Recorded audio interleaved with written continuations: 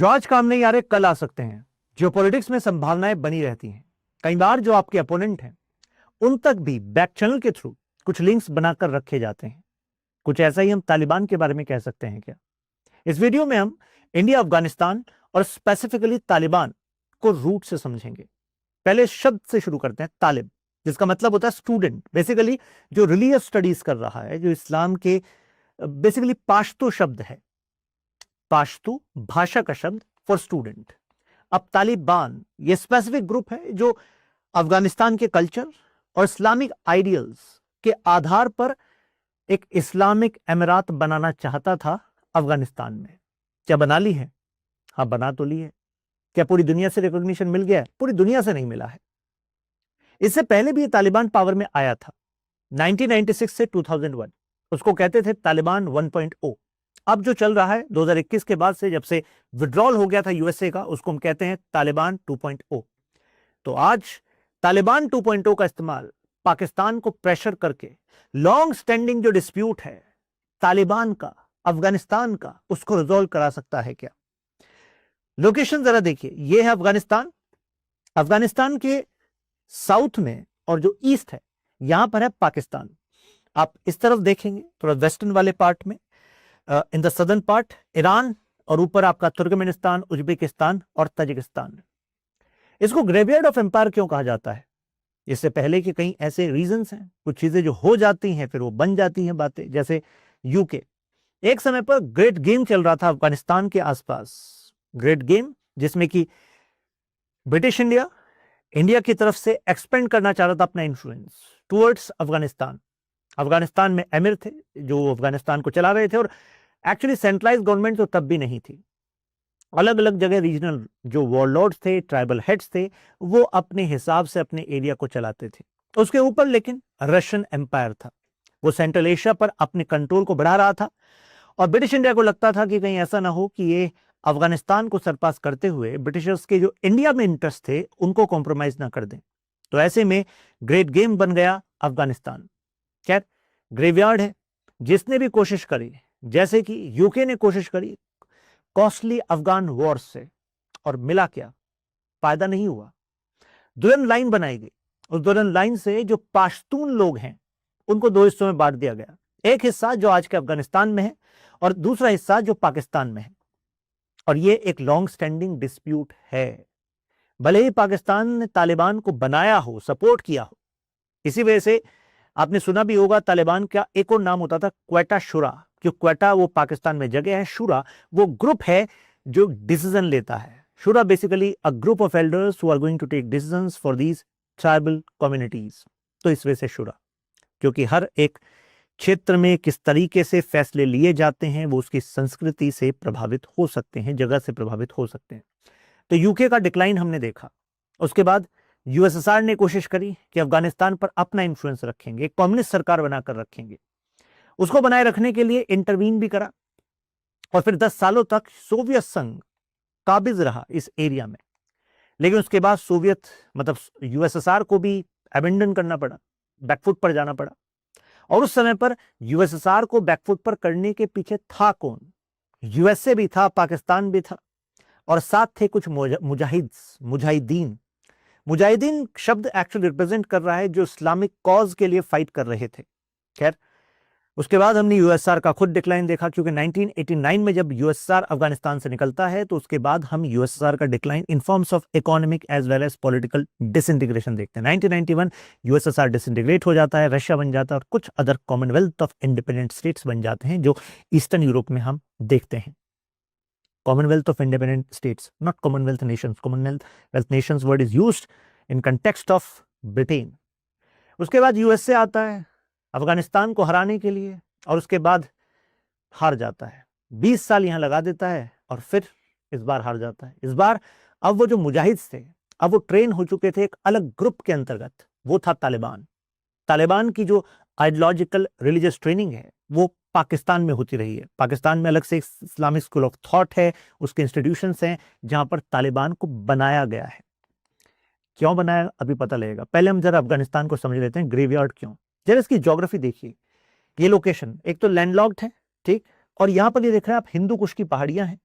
मतलब यहां पर आपको रिमोट वैलीज मिलेंगी, माउंटेन्स मिलेंगे, प्लेट्यू मिलेंगे, डेजर्ट्स मिलेंगे, टफ टेरेन मिलेगा। और ऐसा अगर टफ टेरेन है तो यूएसएसआर चाहे दुनिया का सबसे ताकतवर देश हो, लेकिन भाई साहब आपकी मिलिट्री को सप्लाई तो चाहिए। अब सप्लाई इन डीप वैलीज से आप लेकर जाएंगे कैसे, मुश्किल हो जाएगी आपके लिए।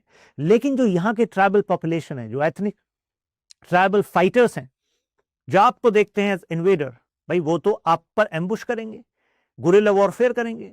तो बेसिकली आप उनकी जगह पर आ गए हैं, आपके पास सोफिस्टिकेटेड वेपन्स हैं, लेकिन ज्योग्राफी उनको फेवर कर रही है। और गुरिल्ला वॉरफेयर की वजह से देखिए कितना नुकसान यूएसए को और बाकी देशों को भी सहना पड़ा। जब मैं बाकी देश कह रहा हूं, क्या लग रहा कितने देश होंगे? मुझे लगता है अभी आपके दिमाग में आ रहा होगा, हाँ यूएसए होगा सर, फ्रांस होगा, जर्मनी होगा, कुछ 3-4 देश होंगे। आंसर इज 40 देश। एक समय पर यूएसए ने दुनिया के 40 देशों को एक साथ ले आया था और कहा था कि देखो मिलिट्रीली, इंटेलिजेंस वाइज हम सब मिलकर यहां पर उतरेंगे, तभी जाकर बात बनेगी। नहीं तो Afghanistan is going to be used as bastion of terrorism, not just against USA but for other reasons as well. आप सोचेंगे यूएसए का इतना कमिटमेंट कैसे आया? अरे यूएसए का कमिटमेंट आया जब उसको नुकसान हुआ। याद है कुछ? 9/11, world trade centre, Osama bin Laden. और ओसामा बिन लादेन पर मतलब शक ये था ओसामा बिन लादेन के बारे में कि वो कहीं अफगानिस्तान की पहाड़ियों में है या फिर पाकिस्तान की तरफ है। मिला कहां? फिर फाइनली पाकिस्तान एबोटाबाद में मिला। खैर, coming back to the topic, एक तो ज्योग्राफी टफ है अफगानिस्तान की, तो इस वजह से ग्रेवयार्ड है। बड़े बड़े जो एम्पायर्स हैं उनका डिक्लाइन ही हुआ। क्लाइमेट देखिए, यहां पर एक्सट्रीम वेरिएशंस आपको मिलेंगे, जहां पर आपको कोल्ड भी मिलेगा और हॉट भी, फिर एक्सट्रीम हॉट मिलेगा। तो अगर ऐसा है तो जो फॉरेनर फोर्सेस यहां पर हैं, तो आपको नहीं लगता कि उनका मोरल भी डाउन होगा, प्लस उनकी जो वेपनरी है, उसकी जो फंक्शनिंग है, उस पर भी इंपैक्ट होगा। मतलब ultimately they were tried in different zone and now you are going to try them here. Plus year round campaigning आप कैसे करेंगे इन दिस टफ टेरेन? अब ज्योग्राफी क्योंकि आइसोलेटेड है, जैसे मैं एग्जांपल देता हूं, नूरिस्तान, मैप में दिखाता हूं आपको, यह है नूरिस्तान।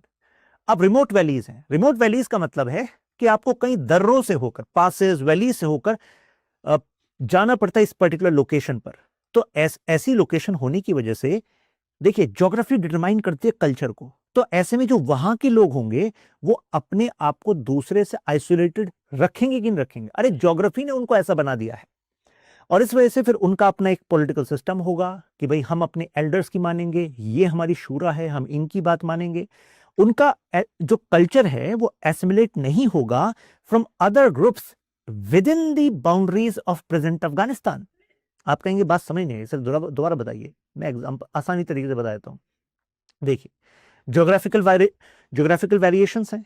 तो अगर हम इस रीजन की बात करें, यहां पर मिलेंगे आपको पाश्तून्स, कुछ इस एरिया में करीब 2% आपको बलूच भी मिलेंगे, इस एरिया में आपको तजिक मिलेंगे। मैप से दिखा देता हूं, ये देखिए, ये जो ब्राउन वाला पार्ट आप देख रहे हैं, ये आपके पाश्तून है। तो अफगानिस्तान में 42% जो ट्राइब्स हैं वो पाश्तून ट्राइब्स हैं। तो पाश्तून एक एथनिसिटी हो गई, यानी कि इनका एक अलग कल्चर है, खान पान, रहन सहन, तौर तरीके इनके अलग हैं। पाश्तून के अंदर भी फिर कई अदर नेम आते हैं ट्राइब्स के। तो पाश्तून एक एथनिसिटी हो गई मेजर, राइट।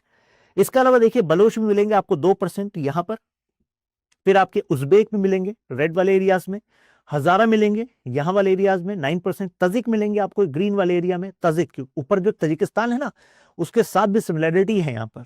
और इसी वजह से रशिया वॉज कंसर्न, जैसे तालिबान पावर में आया तो रशिया ने अपनी एम्बेसी को बंद नहीं किया था। इंडिया ने अपनी एम्बेसी को बंद कर दिया था 2021 में वहां पर, कि भाई हम रिकॉग्नाइज नहीं करते तालिबान की सरकार को, लेकिन रशिया ने बंद नहीं करा। और रशिया ने उल्टा कम्युनिकेट किया थ्रू अदर नेटवर्क्स इस वजह से, क्योंकि अपनी एम्बेसी को बंद नहीं किया, लेकिन इनके जो ऑफिसर्स हैं ये अपने ऑफिशियल कम्युनिकेशन में हमेशा से, मतलब तभी से 21 के बाद से तालिबान को मानते हैं कि यार ये डी फैक्टो अथॉरिटीज हैं, लेकिन इनको स्टेट नहीं मानते। और ये इनको इंडिकेशन दिया कि देखो आप यहाँ कॉन्फिडेंस में आ गए होंगे कि भाई यूएसए बैकफुट पर आ गया है, लेकिन अपनी हरकतों को ऊपर नहीं दिखाना आप, क्योंकि जो तजिकिस्तान है वो सॉफ्ट बैली ऑफ रशिया है। इस सेंट्रल एशियन रीजन को अपने लिए बफर मानता रहा है रशिया, अपनी सिक्योरिटी गारंटीज के अंदर रखता है रशिया। और तजिकिस्तान को ये डर था कि कहीं ऐसा ना हो कि अब इन्हीं आइडियाज के बेसिस पर जो तालिबान है वो इन्फिल्ट्रेशन करवाए तजिकिस्तान में। तो कह दिया तजिकिस्तान में के सिक्योरिटी को कुछ नहीं होना चाहिए, समझ लेना, नहीं तो हम ही आएंगे फिर सीधा। दोबारा से याद दिलाएंगे 1979 की। तो फिर तालिबान ने कहा नहीं नहीं ऐसा तो कुछ होगा ही नहीं, बल्कि आप और हम दोनों एक दूसरे के लिए जरूरी हैं। अब आप कहेंगे ये दोनों जरूरी कैसे हो गए? जरूरी हैं, आगे जाके पता लगेगा आपको, मैं इस क्रोनोलॉजी में अभी समझाऊंगा आपको। और that is also a strategic lever in favour of India, because Russia India close friend, Russia and Taliban एक दूसरे के लिए जरूरी। तो रशिया के थ्रू भी बातचीत करके हम पाकिस्तान से दूर कर सकते हैं तालिबान को ऑन सर्टेन पॉइंट्स। खैर, तो एथनिक ग्रुप्स डिवीजन है ना यहाँ पर, तो रिमोट वैलीज होने की वजह से यहाँ पर जो ये ट्राइब्स हैं ये एक दूसरे से अलग हैं। कितनी बार इनमें इनफाइटिंग होती रही है, और आज भी अगर आप तालिबान को एक ग्रुप मानते हो तो वो बात पूरी तरह सही नहीं है, क्योंकि आज भी there are different fighter groups, उनको एक साथ लेकर चलते हैं, बट कई बार आपस में इनके डिविजन्स भी होते हैं तालिबान के अंदर ही। फिर जैसे ये फॉरेन रूलर्स यहां पर आते हैं तो इनके तौर तरीके जो अफगानिस्तान की जनता है उसको नहीं समझ में आते, क्योंकि टफ टोपोग्राफी, आइसोलेटेड जोन्स, तो इससे जो बाहर के आइडियाज हैं वो इतने आसानी से एसिमिलेट नहीं हुए। कई जो पिक्चर्स वेस्टर्न वर्ल्ड ने दिखाई है अफगानिस्तान के बारे में कि देखो इनसे पहले अफगानिस्तान ऐसा होता था, तो वो केवल कुछ आपके सिटीज हैं जिनको मॉडर्नाइज करने की कोशिश की गई थी, लेकिन वो पूरा का पूरा अफगानिस्तान नहीं है। तो अफगानिस्तान की जो ट्रेडिशंस हैं तो उसको मानते हैं कि फॉरेनर्स अगर आ रहे हैं तो हमारे ट्रेडिशंस पर खतरा है। अब आप सोचेंगे जब इतने सारे चैलेंजेस हैं, भाई ज्योग्राफिकल चैलेंजेस हैं, क्लाइमेट चैलेंज है, फिर आपके कल्चरल चैलेंजेस हैं, तो फिर ये इतनी ज्यादा पावर्स अट्रैक्ट क्यों होती हैं अफगानिस्तान की तरफ? अट्रैक्शन का रीजन है जियोपॉलिटिक्स। लोकेशन देखिए ना, इतिहास गवाह इस बात का कि अगर आप अंतरराष्ट्रीय ट्रेड के रूट पर हैं तो आप एनरिच होंगे कल्चरली भी, मेटेरियली भी। कैसे? ये देखिए, ये आपका एंशियंट सिल्क रूट, ये देख रहे हैं आप, ये हिंदू कुश की पहाड़ियां, ऊपर समरकंद वाला पार्ट पड़ जाता है, ये आपका अफगानिस्तान, कशगर, इस एरिया से। तो अगर एंशियंट सिल्क रूट ये है, ट्रेड रूट ये है, तो भाई इसके पास है अफगानिस्तान, तो जो इस पर इंफ्लुएंस रखेगा तो उस ट्रेड रूट पर अपना इंफ्लुएंस रख सकता है कि नहीं? प्लस बफर है अफगानिस्तान, तो अगर आपको अपने आप को सिक्योर करना है तो ऐसे में एक फ्रेंडली आपने अगर यू कैन से रूल को रखा हुआ है अफगानिस्तान में, या फिर खुद आपने किसी टिटुलर मतलब जो आपके लिए काम करता है ऐसे रूलर को वहां पर स्टैब्लिश किया हुआ है, तो अल्टीमेटली भाई आपके देखिए सिक्योरिटी का काम आएगा कि नहीं आएगा? अफगानिस्तान आएगा। तो इस वजह से अफगानिस्तान क्रिटिकल है। जैसे ग्रेट गेम में आपको बताया था मैंने, ये ब्रिटिश इंडिया है, ये ऊपर इंपीरियल रशिया है, दोनों आपस में मतलब यहाँ कन्फ्रंटेशन में थे, और ये जो यहाँ पर अफगानिस्तान है इसने बफर का काम किया था। यूके ने अपनी गलतियों से सीखा, कॉस्टली वॉर्स लड़े, लेकिन अल्टीमेटली मतलब वो बेनिफिट नहीं हुआ। फिर यूएसएसआर ने देखा, यूएसएसआर के खिलाफ मुजाहिदीन आ गए थे, मैंने बता ही दिया आपको। फिर उसके बाद यूएसए का डिक्लाइन हुआ। अब देखिए तालिबान की स्टोरी कनेक्ट कहां से होती है। जो मुजाहिदीन लड़े थे मिलकर यूएसएसआर के खिलाफ, जब यूएसएसआर बैक ऑफ हो गया, वो वापस चला गया, तो अब कौन चलाएगा इस अफगानिस्तान को? तो वहां पर एक इनफाइटिंग चल रही थी, सिविल वॉर जैसी कंडीशंस थी। ऐसे में उसके बाद पाकिस्तान ने नर्चर करना स्टार्ट किया तालिबान को। तो तालिबान ने एक तरीके से इन सभी मुजाहिदीन जो ग्रुप्स थे इन सबको साथ लेकर आया। तभी मैंने आपको कहा था कि तालिबान के अंदर भी कितने सारे अदर ग्रुप्स हैं फाइटर्स करे। तो तालिबान ने इनके ऊपर एक अम्ब्रेला दिया कि भाई हम तुम सबको एक करेंगे, जिसमें तजिक भी है, उज्बेक भी है, हजारा भी है, पाश्तून्स भी है। पाश्तून्स प्रोमिनेंट हैं। अब जरा इंडिया अफगानिस्तान के रिलेशंस को एनालाइज करते हैं। देखिए ज्योग्राफिकली क्योंकि वी आर कनेक्टेड, तो ट्रेड वाइज भी वी आर कनेक्टेड, तो हिस्ट्री, ज्योग्राफी, कल्चर, वहां पर हमारे कनेक्शन रहे हैं। क्योंकि इंडिया पर मेजर जो इन्वेजन्स भी हुए हैं वो कहां से हुए हैं? नॉर्थ वेस्ट की साइड से हुए हैं, यानी कि अफगानिस्तान वाली साइड से हुए हैं। अफगानिस्तान ने एक तरीके से इंडिया के लिए एक बफर का काम भी किया है, ब्रिज का काम भी किया है। आप कहेंगे बफर ब्रिज कैसे? देखिए हिंदू कुश की पहाड़ियां मैंने आपको बताई थी ना, ये हिंदू कुश की पहाड़ियां, तो एक तरीके से सिक्योर भी करेंगे आपको, लेकिन इनके जो पासेस हैं जैसे खैबर पास, उसके थ्रू ट्रेड, माइग्रेशन, इन्वेजन, ये सब भी हुआ है। तो ये भी रोल रहा अफगानिस्तान का। प्लस ये साइट देखिए, ये दिख रहा है आपको, शोटुगई ये आर्कियोलॉजिकल साइट, तो इस पे भी इंडस वैली सिविलाइजेशन से कनेक्टेड माना जाता है, क्योंकि भी एक ट्रेडिंग सेंटर रहा है। तो ये ट्रेडिंग सेंटर रहा है, और फिर इस वाले रीजन में अदर ट्रेडिंग सेंटर्स। तो देखा जाता है कि उस समय पर भी ये ट्रेड कनेक्शंस थे। जैसे एक ब्लू कलर का स्टोन होता है लेपिस लजुली, तो उसका सोर्सिंग स्पॉट बताया जाता है ये। इसके अलावा मौर्यन एम्पायर में, तो मौर्यन एम्पायर कहा जाता है कि यहां तक जहां आज प्रेजेंट डे अफगानिस्तान है उस तक मौर्यन एम्पायर का इन्फ्लुएंस रहता था। जब मौर्यन एम्पायर की बात हो रही है तो तक्षशिला की बात होनी चाहिए। तक्षशिला जो आज यहां पर दिखता है, तो ये अफगानिस्तान हुआ, ये आज का पाकिस्तान हुआ, यहां पर दिखता है। तो तक्षशिला तो नालंदा से पहले भी एक नॉलेज सेंटर था। और मौर्यन एम्पायर की आप बात करें तो चाणक्य कुछ याद आ रहे हैं कि नहीं आ रहे हैं आपको? अरे चंद्रगुप्त मौर्य के स्ट्रेटेजिस्ट, एडवाइजर चाणक्य, कहा जाता है कि यहीं से स्टूडेंट थे और फिर यहीं पर टीचर भी बने। और चाणक्य की इंसाइट्स समझ लीजिए कि एंशिएंट टाइम से आज तक इंस्पायर करती है इंडिया की जियोपॉलिटिकल स्ट्रेटेजी को। सबसे फेमस थियरीज में से एक मंडल थियरी। मंडल थियरी क्या कहती है? कंसिडर करो कि जो वर्ल्ड पॉलिटिक्स है ये कंसेंट्रिक सर्कल्स में है और आप यहां हैं सेंटर में। इस थ्योरी में वो कहते हैं कि आप हैं विजिगिशु। विजिगिशु वो एक रूलर को कह रहे हैं जो एम्बिशियस है। ध्यान रखिएगा कि चाणक्य का कहना है कि अगर आप एक्सपेंड नहीं कर रहे तो यू विल पेरिश। मतलब life is equal to growth, तो यू हैव टू एक्सपेंड। अगर कोई वीक रूलर है तो पूरे पूरे देश के फ्यूचर को कॉम्प्रोमाइज कर देगा, क्योंकि others are expanding. If others are expanding their influence then you are going to lose. तो ऐसे में क्योंकि कन्फ्रंटेशन जियो से होगा, मतलब ज्योग्राफी से कनेक्टेड होगा, लैंड मेजर रिसोर्स है, तो आपका जो पड़ोसी है वो चाहेगा अपने आप को एक्सपेंड करना over you, so that more land is equal to more power. क्योंकि उस समय ऐसा ही होता था। आज तो पावर के अदर इकोनॉमिक मीन्स भी आ गए हैं, है ना। फिर यहां पर इस तरीके से आपका जो पड़ोसी है वो आपका एनिमी है। एनिमी के लिए वो कह रहे देखो दो डायरेक्शंस हैं। जो फ्रंट डायरेक्शन है वहां पर है अरी, अरी इज योर एनिमी। और आपका एनिमी का जो पड़ोसी है, देखिए अरी है, उसका पड़ोसी जो है वो है मित्रा। तो अरी मित्रा। और पीछे वालों के लिए उन्होंने टर्मिनोलॉजी दी है डायरेक्शंस वाइज कि यह पार्स निग्रह। तो पार्स निग्रह जो है, जो देश पार्स निग्रह कहलाएगा वो आपका एनिमी होगा। और उससे जो ऊपर है वो है अक्रंद। अक्रंद वो आपका दोस्त होगा। तो यानी कि आपके पड़ोसी का जो पड़ोसी है उसके साथ दोस्ती रखनी होगी। वो एक तरीके से आपका नेचुरल एलाय होगा। ये वर्ड नेचुरल एलाय कहीं और भी पढ़ा है क्या आपने? अरे याद करो, मैं क्लास में पढ़ाता हूं आपको।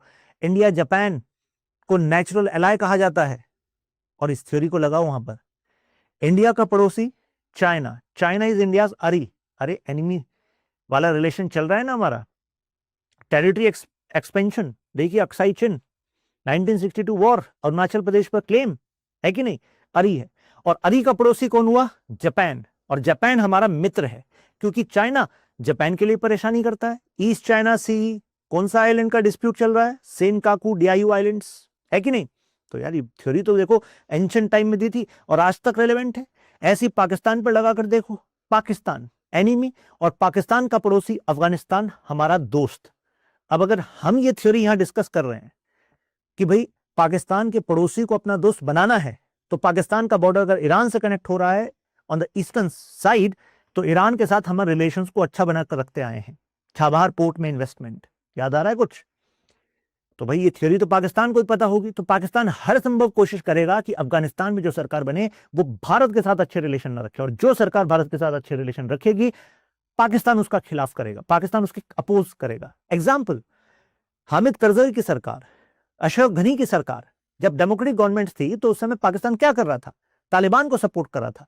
वहां की आम जनता was having inclinations towards India, not Pakistan, क्योंकि पाकिस्तान तो टेरर को सप्लाई कर रहा था, अब तालिबान को मजबूत कर रहा था। तो देख रहे हैं ये थियरी तक्षशिला, मौर्य और आज तक एप्लीकेबल है, आज तक हमें गाइड कर रही है, मंडल थियरी। तो यही एग्जांपल्स मैं आपको भी दे रहा था। कितने सारे स्कॉलर्स हैं, जैसे इंटरनेशनल पॉलिटिक्स के सी राजा मोहन, वो भी यही बात कहते हैं कि भाई फ्रेंडली रिलेशंस तो रखने ही पड़ेंगे, अफगानिस्तान के साथ जरूरी है। और अफगानिस्तान देखिए हमारा रास्ता है सेंट्रल एशिया का, क्योंकि देखिए छाबहार पोर्ट के थ्रू हम अफगानिस्तान, और अफगानिस्तान से ऊपर अभी क्या बताए थे आपको, याद आ रहा है? तुर्कमेनिस्तान, याद आ रहा है? Uzbekistan, Tajikistan.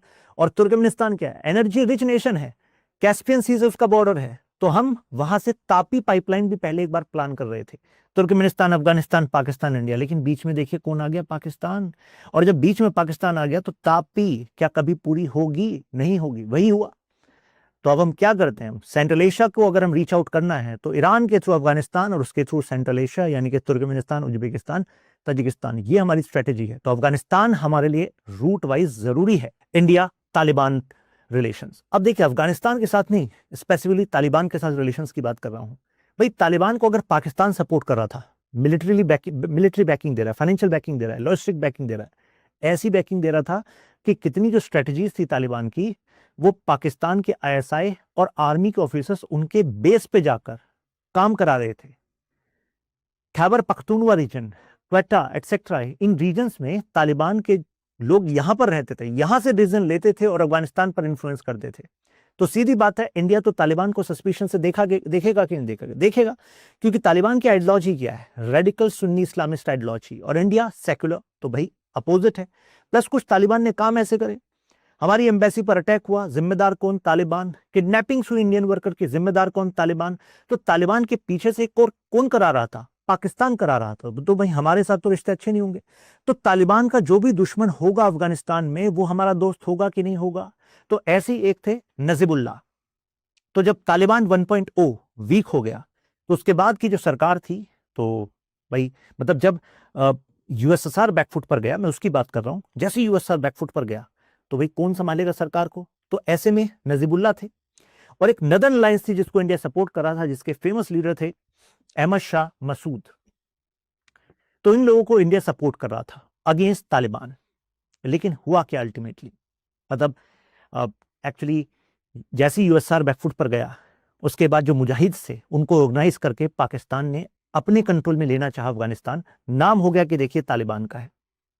1991 से, क्योंकि फिर कंट्रोल तालिबान का ही बढ़ता चला गया था, 1992 में जो नजीबुल्ला थे वो अफगानिस्तान में ही यूएन के ऑफिस में उन्होंने शरण ले ली थी, उन्होंने भी और उनके ब्रदर ने भी, यूनाइटेड नेशंस के ऑफिस में।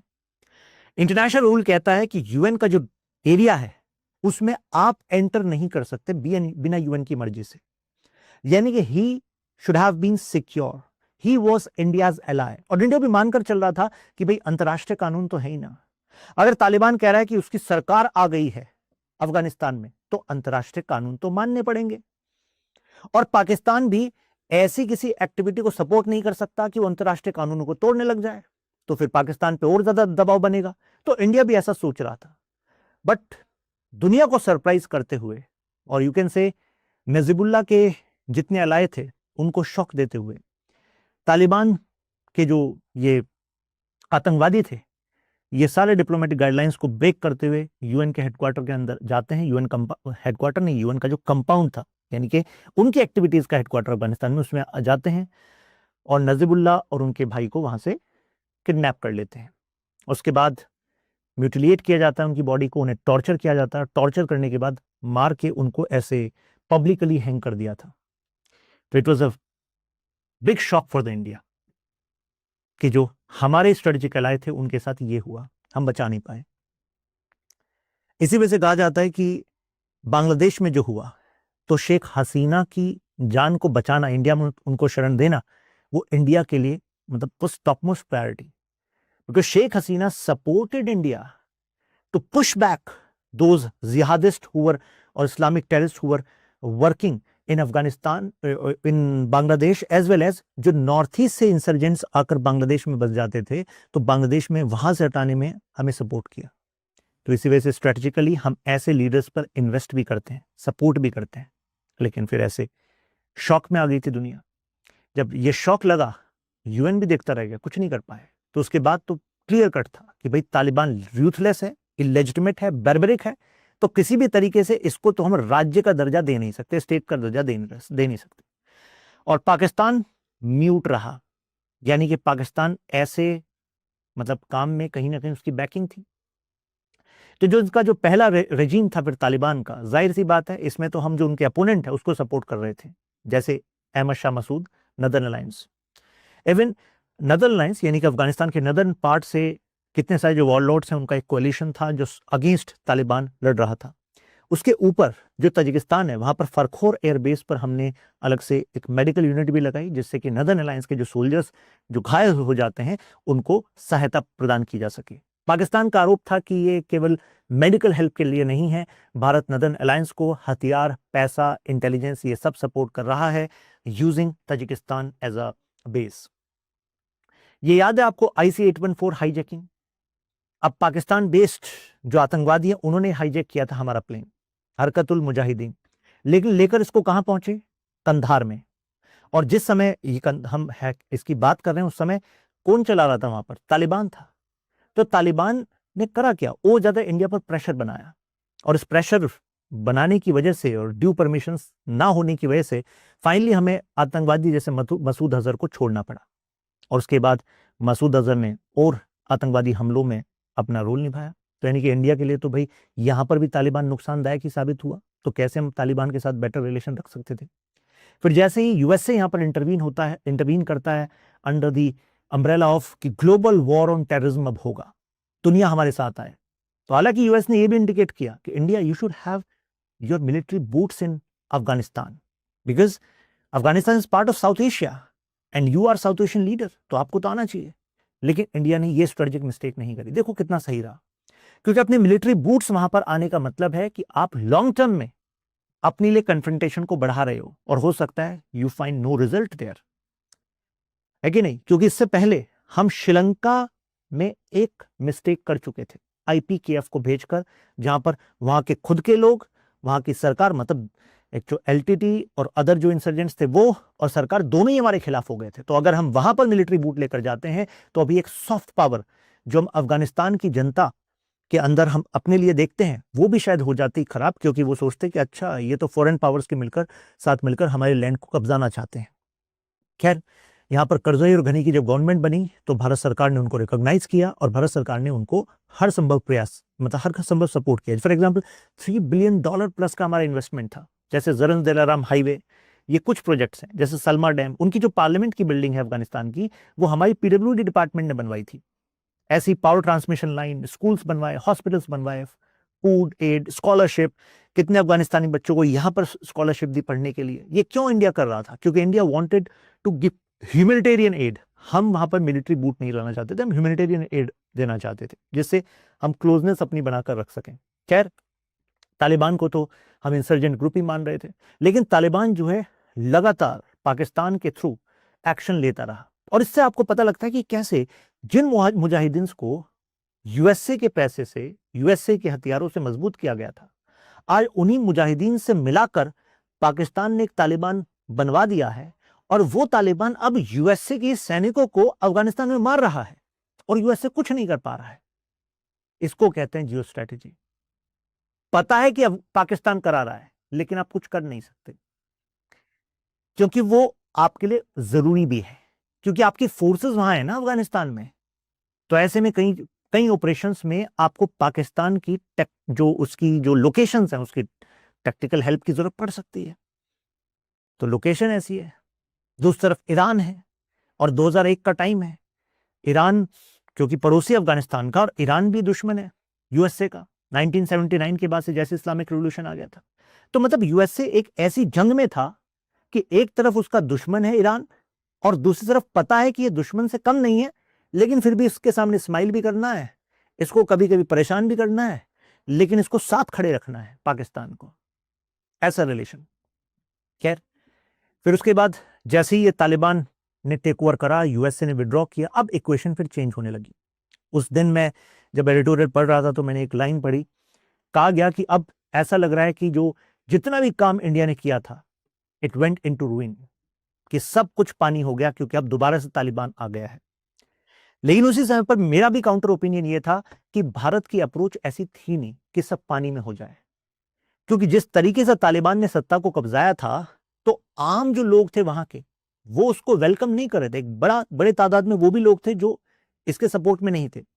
तालिबान का बेस कई गांव के इलाकों में था, लेकिन कितने सारे ऐसे सेंटर्स थे जो भारत के प्रति एक झुकाव रखते थे, क्योंकि अल्टीमेटली उनको बेहतर लाइफ चाहिए थी।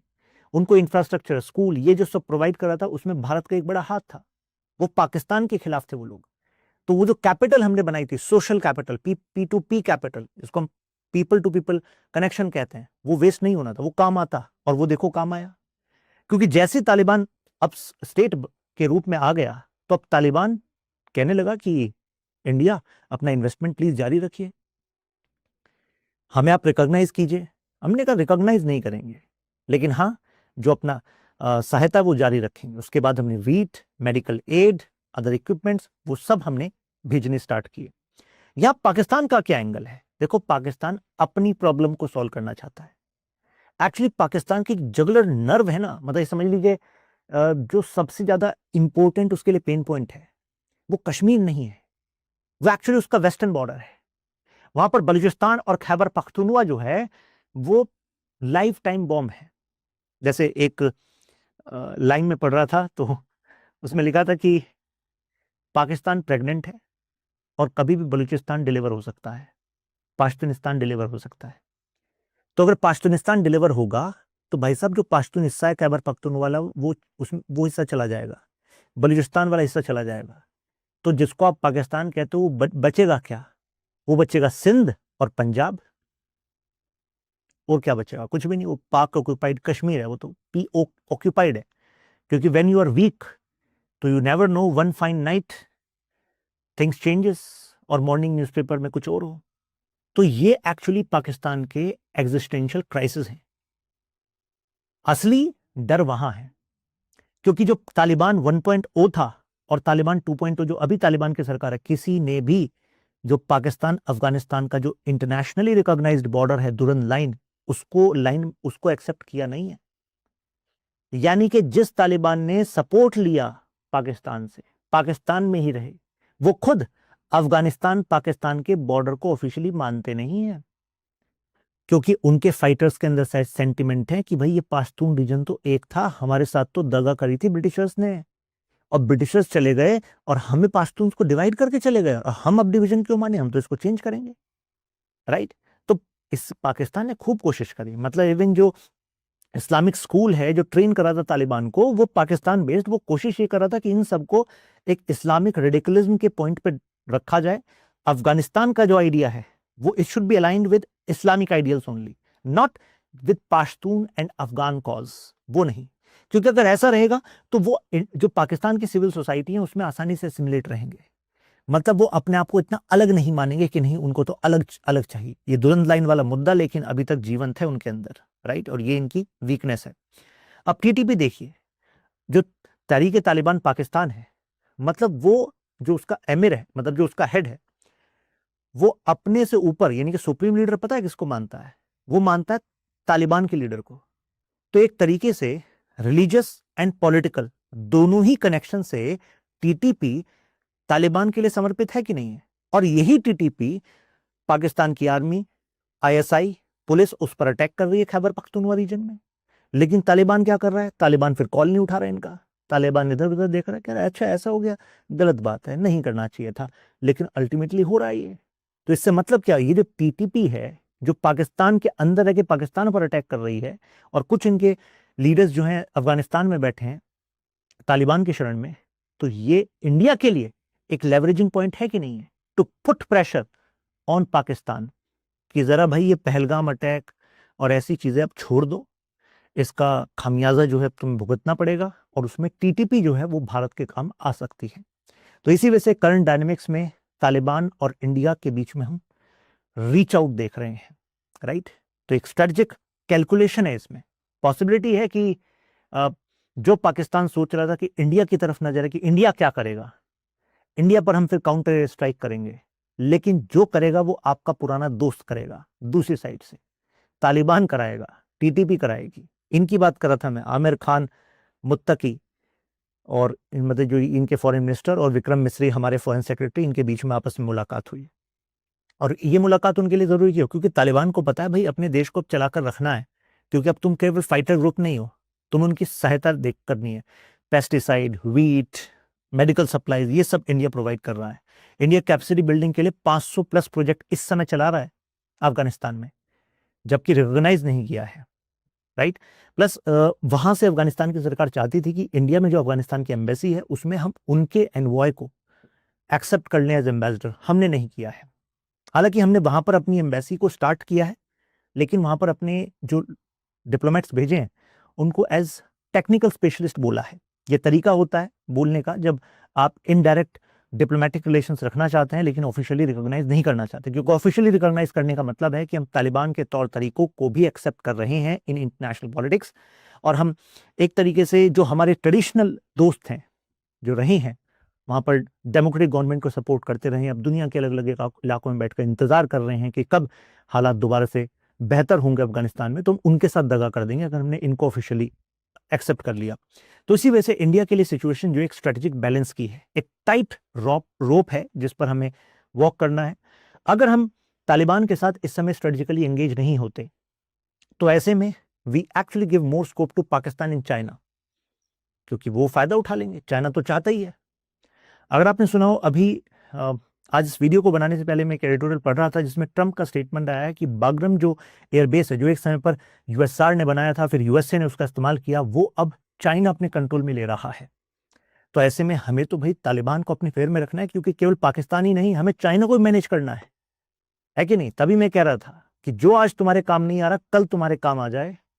अंतर्राष्ट्रीय राजनीति में संभावनाएं बनी रहती हैं, जियोपॉलिटिक्स में पॉसिबिलिटीज आर देयर। तो इसी वजह से TTP, Taliban, they can be strategic levers for India's goal that we want to achieve in context of Pakistan and China. अभी देखिए इनका हक्कानी नेटवर्क, जो एक इनका ग्रुप है, फाइटर ग्रुप, इसमें भी कुछ इनफाइटिंग है। इनमें से कुछ ग्रुप्स हैं जो पाकिस्तान की गवर्नमेंट के खिलाफ हैं। टीटीपी लगातार चैलेंज कर रही है पाकिस्तान की स्टेट अथॉरिटी को। जैसे अब आप कहोगे पैसा कैसे कमाते हैं, भाई साहब ये पाकिस्तान के अंदर ही पाकिस्तान की बिजनेसमैन से, कॉन्ट्रैक्टर से और जो गवर्नमेंट ऑफिशियल्स हैं उन सब से डिमांड करते हैं कि डोनेशन दो, ज़कात के नाम पर दो, उश्र के नाम पर दो। तो एक तरीके से इससे कमाई कर रहे हैं, एक तरीके से पैरेलल गवर्नमेंट चल रही है। कई इलाकों में जहां पर गवर्नमेंट खुद ही वीक है पाकिस्तान की, तो वहां पर अगर कोई मसले सुलझाने हैं, जुडिशरी की तरह काम कर रहा है, तो टीटीपी कर रही है और लोग टीटीपी के पास आ रहे हैं। कारण, क्योंकि अगर कोर्ट में जाओगे तारीख पे तारीख, पुलिस में जाओगे करप्शन और काम होगा नहीं।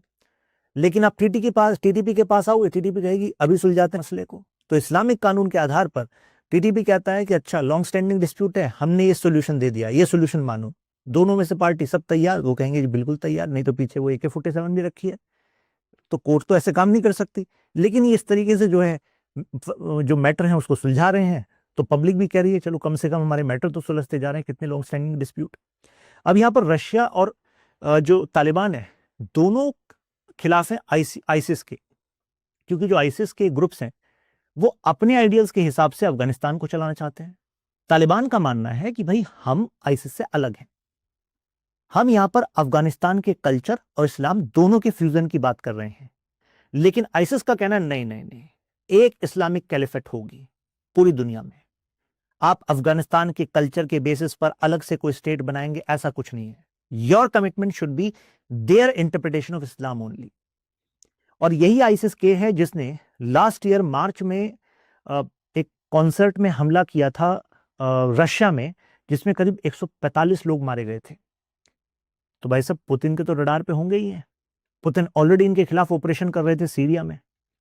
तो ऐसे में तालिबान कह रहा है कि पुतिन हमें हेल्प कर दीजिए। अभी इनके कुछ टाइम पहले इनके जो तालिबान के रिप्रेजेंटेटिव हैं वो अभी रशिया भी थे।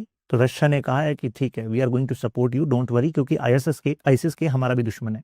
तो यानी कि रशिया और Taliban coming together against ISIS.